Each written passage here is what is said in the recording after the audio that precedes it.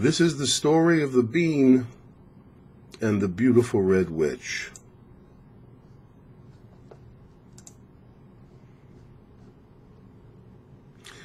In a big house at the edge of the forest lived a pretty little girl the people in the village called the Bean. Sometimes at night she heard sounds from the forest coming through her window. Sometimes it sounded like whispers. Sometimes it sounded like laughter.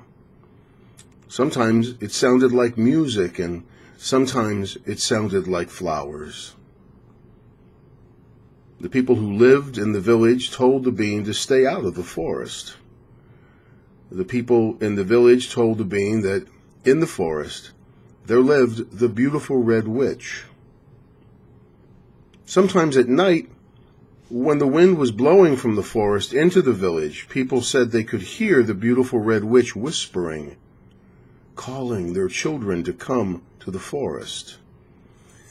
The people in the village said that the beautiful red witch waited in the forest for little girls just like the Bean. If they were not careful, little girls would be drawn by the sound of the whispers, the sound of laughing, the sound of music, and the sound of flowers, and walk off the path that ran around the edge of the forest and walk into the forest. There, the beautiful red witch was waiting. Little girls, just like the Bean, would not see the beautiful red witch at first.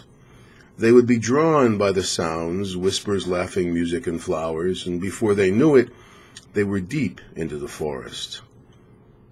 And the beautiful red witch would suddenly appear.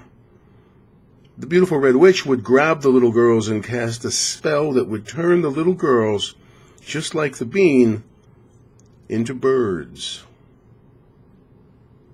The beautiful red witch would put the birds, which were until very recently little girls, just like the Bean, into cages where they would whisper and sing their songs that sometimes sounded like laughter and sometimes sounded like flowers, and sometimes, when the wind was right, the sounds would drift from the forest to the village, and, well, you know the rest.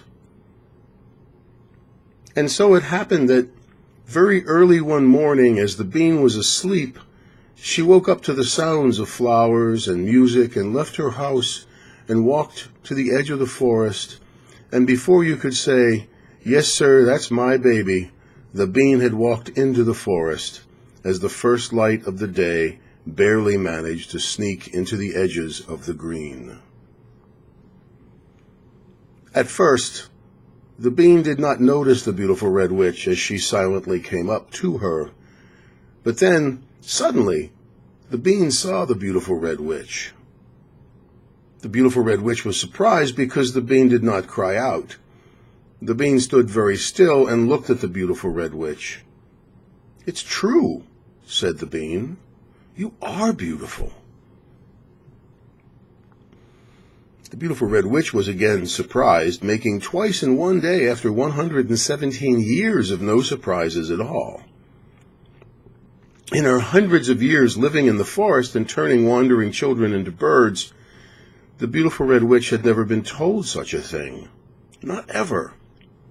"Oh," said the Bean, "is that the cage you'll put me in?" "Yes," said the beautiful red witch with her beautiful voice. Before the beautiful red witch could speak again, the Bean stepped inside the cage. "Wow," said the Bean. "It is amazing in here." Again, the beautiful red witch had no reply. Finally, she asked the Bean, "Really?" "Oh, yes," said the Bean. "It's wonderful." "Have you never been inside?" asked the Bean. "Well," said the beautiful but quite confused red witch, "actually, no."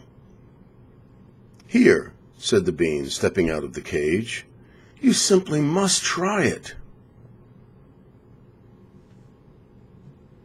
The next day, the people in the village came to the forest and were amazed by what they saw. There, in the center of the clearing, by the road that runs round the forest, sat a large cage, and inside the cage was the most beautiful red bird they had ever seen, whispering, laughing, and singing its song that sounded like flowers.